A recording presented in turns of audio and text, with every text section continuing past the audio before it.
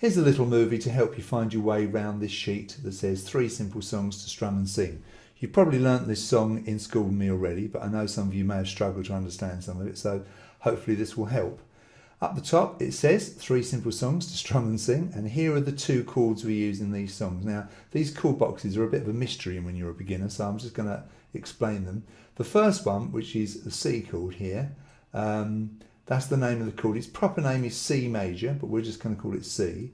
In these chord pictures or chord diagrams, or chord boxes if you like, the lines that go across the page horizontally are the strings in order: eager, beavers, go, dancing, all, evening, or if you prefer it, little e, B, G, D, A and capital E string. And you can see the capital E string is drawn in thick ink. It's like you've laid your guitar flat on the table and you're looking over the top of it. And the lines that come vertically down the page here are the nut. This one here is the nut on the far left. Then you've got the 1st fret, the 2nd fret, the 3rd fret and the 4th fret. So in other words, the chord picture is like the first 4 frets of your guitar, so that you can see that. Then you can see a number 1, which is drawn on the 2nd string behind the 1st fret.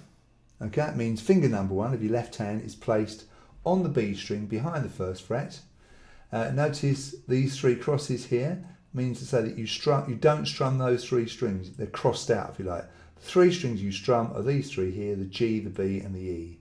And you'll notice in this chord that the little E string and the G string are open, so you've got to make sure that the 1st finger is arched and only on that B string and not touching the E or the G. G7 chord, very similar to the C. It's a bit confusing, the name of the chord. You might think it's something to do with the G string or in fact the 7th fret, but it's neither. It's simply the name of the chord, G7. And what do? Well, you put your 1st finger in a very similar place to where it was for the C chord. This time it's on the E string, the eager, the little E string, the string that's nearest your leg if you're holding your guitar properly. And it goes 1st finger there, behind the 1st fret, press nice and hard, strum these 3 strings, okay, in order you'll play G, then B, then E fairly quickly, and you don't strum the 3 that are crossed out. So down here you've got some information, much as I've just said, and then when the song actually comes in, you can see the words and the chords, and you simply strum the chord when it's typed above the words. In other words, when I sing the word this, I strum a C chord. When I sing the word man, I strum a C chord. When I sing the word he, I strum a C chord, and so on. On the next line, I change chord. When I sing the word he, I strum a G7. When I sing the word Nick, I strum a G7, and so forth. So the first line is all C chords, the second line it's all G7s, third line it's all Cs, and the last line it's a split of G7s, 2 G7s and 2 Cs.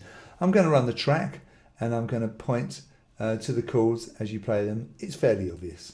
And here it comes.